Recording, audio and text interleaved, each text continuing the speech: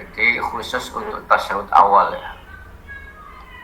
Jadi duduk tasyahud ini adalah banyak namanya saja sudah banyak beberapa yang mendefinisikan dengan berbeda-beda definisi. Artinya kata-kata tasyahud itu diambil dari kata apa?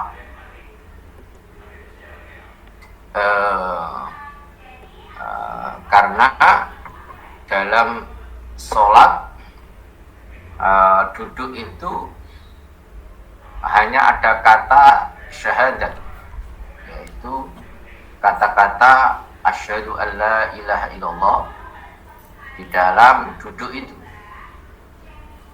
Maka para ulama mengatakan bahwa tasyahud adalah nama daripada duduk di mana di situ duduknya ada bacaan syahadat.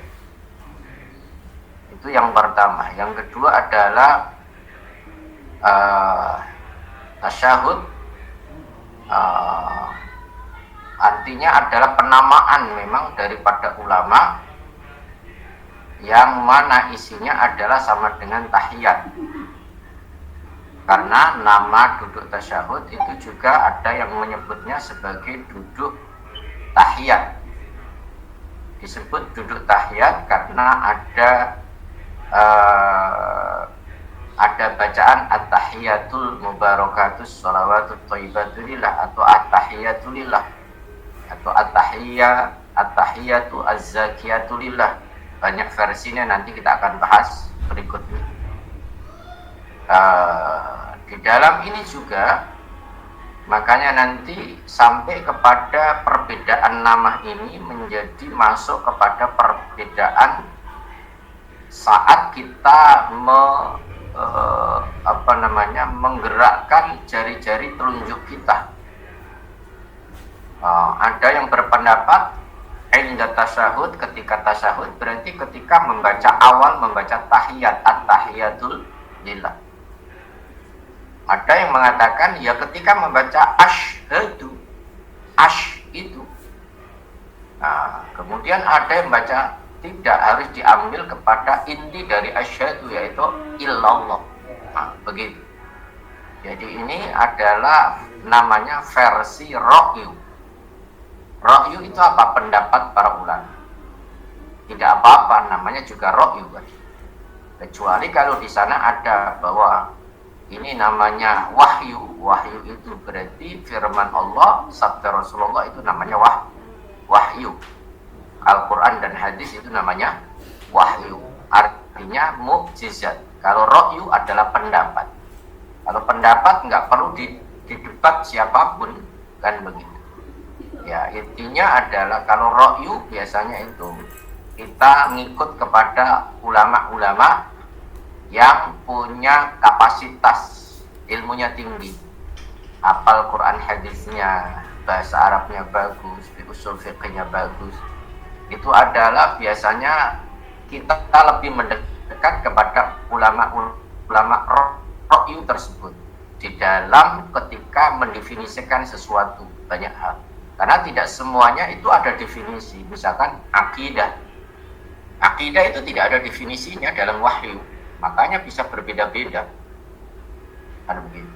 Nggak ada misalkan al-aqidah itu hiya kada wa kada, akidah itu begini dan begitu. Jadi semuanya adalah kembali kepada apa namanya ra'yu. Ra'yu itu pendapat. Kalau pendapat kan bebas. Begitu. Jadi malam hari ini ngaji kita adalah masalah duduk tasyahud awal. Yang pertama, kenapa ada kata-kata awal? Karena ada tasyahud tsani atau tasyahud akhir. Tasyahud awal berarti bagi sholat yang ada hitungannya lebih atau rakaatnya lebih dari 2, seperti maghrib, zuhur, asar, isya, berarti ada tasyahud awalnya. Kalau subuh berarti hanya ada tasyahud tsani atau tasyahud akhir, tidak ada tasyahud awal kan. Ini adalah istilah. Jadi lalu bagaimana duduk tasyahud ini adalah duduk untuk membaca tasyahud atau tahiyat setelah sujud kedua pada rakaat kedua atau ketiga untuk sholat maghrib, atau pada rakaat kedua dan keempat bagi sholat yang 4 rakaat, zuhur, asar, isya, itu pada rakaat kedua. Dan untuk tidak ada kontradiksi atau perselisihan tentang wajibnya duduk tasyahud akhir. Tasyahud akhir ya, tidak ada berselisih, tidak ada hadis yang berselisih, tidak ada wahyu yang berbeda. Artinya bahwa duduk akhir itu baik subuh pada rakaat kedua, maghrib pada rakaat ketiga, asar pada rakaat keempat, isya pada rakaat keempat, semuanya hadisnya adalah tidak ada khilaf, tidak ada perbedaan. Artinya semuanya sama, berarti kan wajib rendahkan. Yang menjadi kontradiksi atau masalah yang menjadi khilaf, perselisihan adalah ada 2 dalil di mana tasyahud awal ini khusus untuk tasyahud awal, di mana mengatakan tasyahud awal itu tetap sama seperti tasyahud akhir, hukumnya wajib. Tapi mengatakan tidak wajib. Buktinya ada bukti dalil yang lain bahwa Rasulullah pernah meninggalkan tasyahud awal walaupun dalam keadaan lupa. Begitu. Dan hal-hal demikian ini adalah menjadi landasan. Jadi yang menjadi khilaf adalah masalah tasyahud awal, bukan tasyahud akhir. Ya. Pada tasyahud awal ini perbedaannya atau khilafnya adalah versi pertama atau dalil yang pertama adalah duduk tasyahud awal, yaitu duduk untuk membaca tasyahud atau tahiyat pada rakaat kedua selain subuh. Kalau subuh kan bukan namanya, meskipun itu rakaat kedua, tapi disebut duduk atau tasyahud akhir, bukan tasyahud awal. Hukumnya adalah wajib, menganggap bahwa versi yang pertama ini menganggap bahwa tasyahud awal itu wajib. Artinya kalau kita tinggalkan berarti sholatnya tidak sah. Pendapat ini menjadi pedoman bagi madhab Hambali dan madhab Hanafi. Apa landasan mereka? Jadi ini ketika saya mengatakan pedoman bagi madhab Hanafi dan Hambali, bukan ijtihad mereka, bukan, akan tapi dalil yang dijadikan pedoman. Ya, dalil yang dijadikan pedoman dalam madhab Hanafi dan Hambali adalah hadis yang sahih yang diriwayatkan oleh Imam Muslim. Apa itu? Hadis yang diriwayatkan oleh Imam Muslim adalah tentang masalah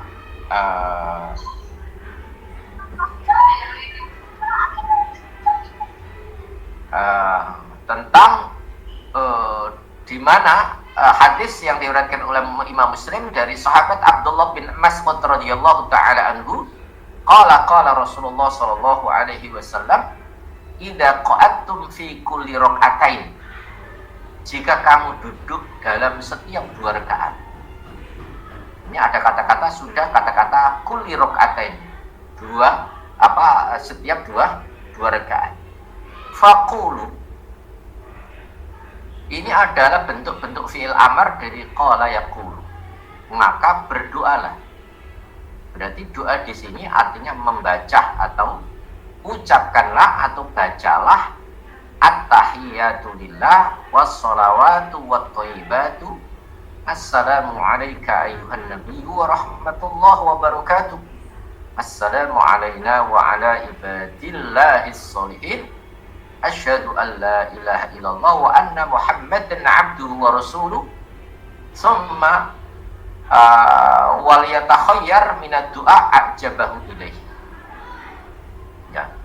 Jadi beliau Rasulullah sallallahu alaihi wasallam menganjurkan atau mengharuskan ketika kita sedang duduk setiap 2 rakaat, berarti rakaat kedua, maka kita disuruh membaca at-tahiyatulillah. Nah, ini yang disebut oleh ra'yu atau ulama disebut dengan bacaan tasyahud atau bacaan tahiyat, karena diawali dengan at-tahiyatulillah. Nah, soal nanti redaksinya tasyahud bagaimana, nanti kita akan bahas pada pertemuan yang akan datang. Ada setelah ini judulnya khusus. Jadi ini hanya bacaan tasyahud yang terkait masalah tasyahud awal. Di setiap tasyahud awal atau 2 rakaat kedua, maka bacalah at-tahiyatulillah. Ini menandakan apa? Perintah apa? Suruh membaca. Karena di sini adalah fi'il amar. Umumnya fi'il amar itu menunjukkan arti keharusan. Selama tidak ada dalil yang lain yang menunjukkan bahwa itu tidak harus, maka fi'il amar itu perintahnya atau isinya adalah berupa perintah wajib. Maka ini yang menjadi dasar, menjadi pedoman bagi ulama-ulama yang mengharuskan tasyahud awal itu, duduk tasyahud awal adalah bagian dari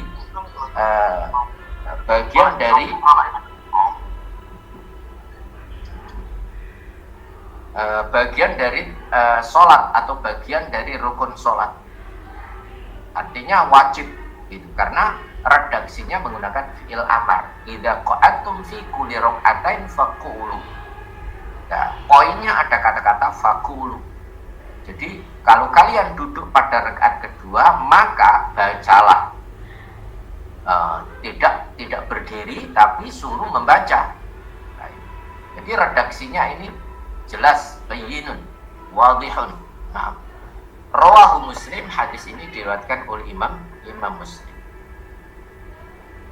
Hadis kedua yang mendukung tentang keharusan duduk tasyahud awal adalah hadis yang diriwayatkan oleh Imam Abu Dawud dari sahabat Rifa'ah bin Rafi.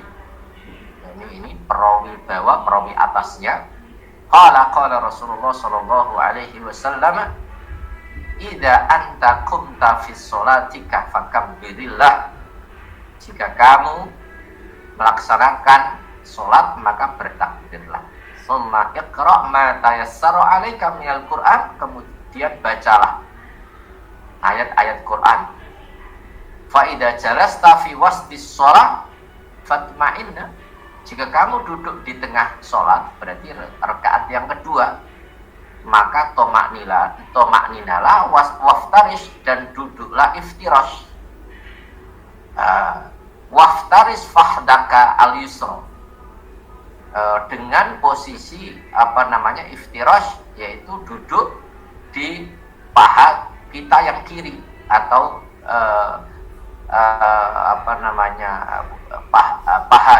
paha kita yang kiri. Summa tasyahhad, kemudian bertasyahudlah. Tasyahud di sini adalah ucapan at-tahiyatulillah tadi itu, atau doa yang ada asyhadu alla ilaha illallah. Nah, ini adalah juga jelas bahwa Rasulullah Shallallahu Alaihi Wasallam memerintahkan kita ketika kita di tengah sholat, berarti rakaat yang kedua, untuk toma'nina dan duduk iftirash. Begitu. Jadi kembali lagi bahwa tentang hukum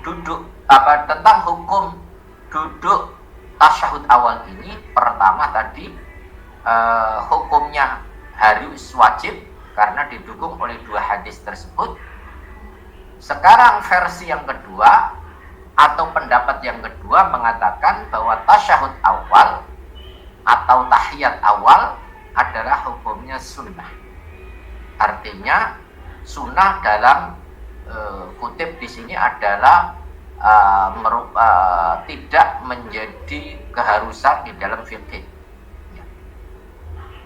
Karena Rasulullah Shallallahu Alaihi Wasallam pernah lupa duduk tasyahud awal.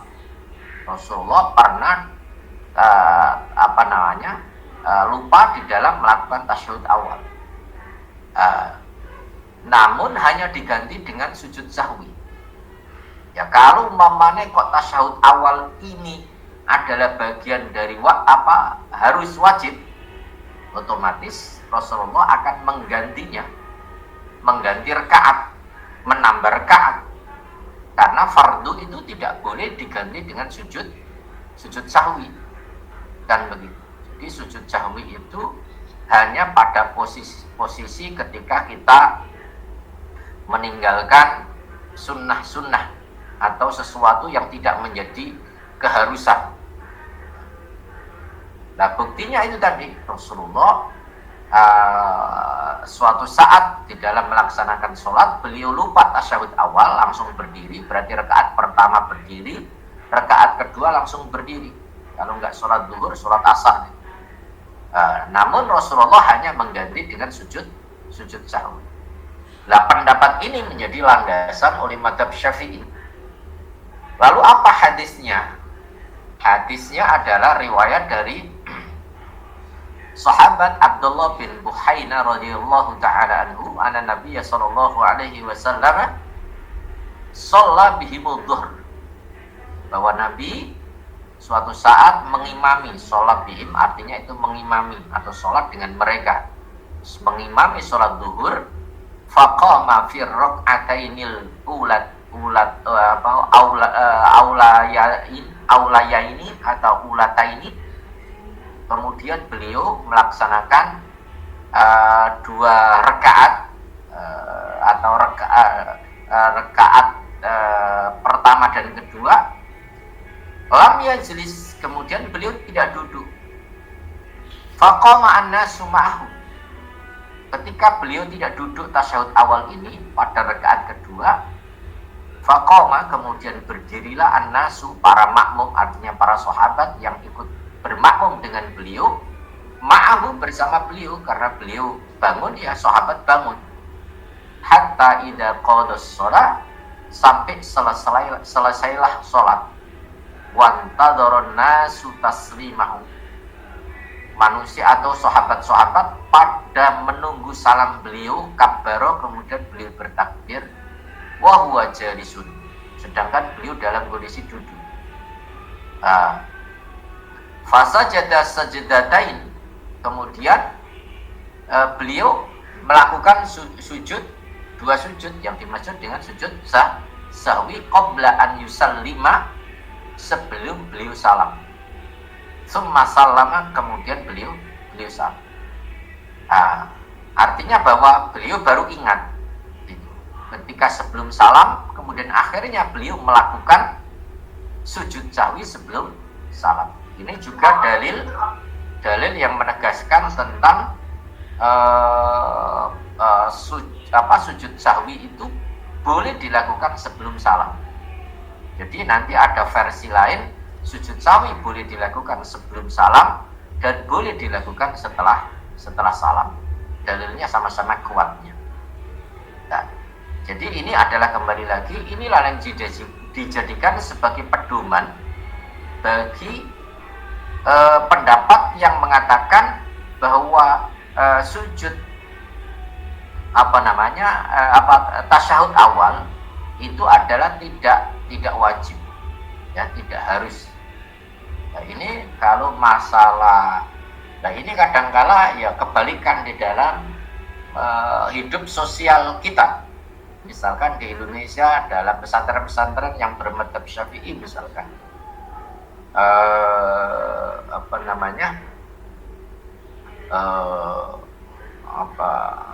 seolah-olah menyalahkan ketika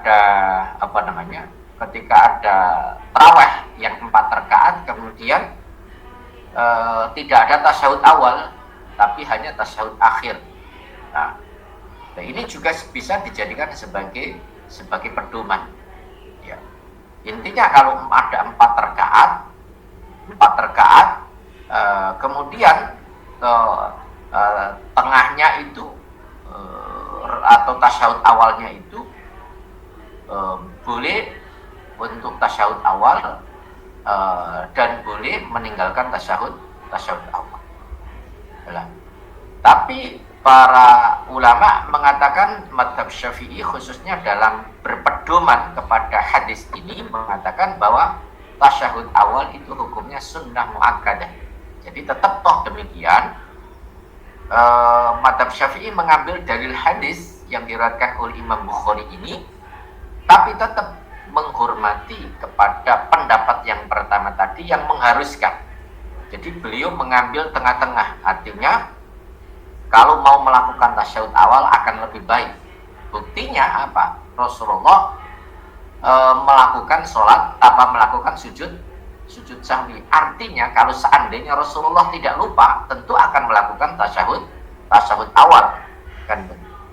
Tapi yang berpendapat bahwa tasyahud awal itu hukumnya wajib, kalau lupa itu jangan dihitung, itu kondisi-kondisi tertentu. Berarti kalau seharusnya Rasulullah itu melakukan, berarti kan begitu. Artinya itu wajib, kecuali kondisi lupa, kan begitu. Nah, itu juga ada khilaf di dalam ra'yu atau pendapat para ulama. Jadi beberapa hadis di atas itu memang terkesan kontradiksi, namun tidak perlu ada yang dieliminasi, karena beberapa dalil itu bisa dikompromikan, bisa disatukan. Dengan cara apa? Pertama, tidak menyengaja di dalam meninggalkan tasyahud awal, terutama dalam sholat wajib. Dalam sholat wajib, sebaiknya tidak sengaja meninggalkan duduk tahiyat awal. Disengaja misalnya. Tapi kalau memang kecuali lupa, harus melakukan sujud sahwi. Ini cara pertama untuk khuruj minal khilaf, karena kaidah fiqhiyah mengatakan al khuruj minal khilaf, keluar dari perselisihan para ulama, keluar dari perbedaan, itu adalah hukumnya mustahab, dianjurkan. Kemudian cara kedua, boleh menyengaja dalam meninggalkan tasyahud awal dalam sholat sunnah saat menjalankannya dengan 4 rakaat. Contoh, misalkan kita melaksanakan sholat qobliyah zuhur, misalkan sholat qobliyah zuhur 4 rakaat dan tidak perlu ada tasyahud awal, karena apa? Sunnah qobliyah, dan begitu. Atau mungkin ba'diyah, tapi karena itu sunnah, sholatnya sunnah, maka boleh. Disengaja mungkin juga boleh. Tapi ketika sholat wajib, maka sebaiknya untuk khuruj minal khilaf adalah jangan disengaja untuk meninggalkan tasyahud awal. Supaya apa? Karena yang mengatakan tidak wajib saja sebaiknya melakukan. Karena apa tadi itu? Karena ada yang mengatakan wajib. Kalau kita melakukan, berarti otomatis sama saja menganggap diri kita wajib meskipun hukumnya sunnah, kan begitu. Sama seperti sholat tahajud misalkan. Sholat tahajud hukumnya sunnah, wajib bagi Rasulullah. Tapi diri kita ketika kita menganggap bahwa mewajibkan diri untuk tahajud, kan nggak apa-apa, asal jangan mewajibkan secara syarak kepada umat. Berarti itu melanggar hukum.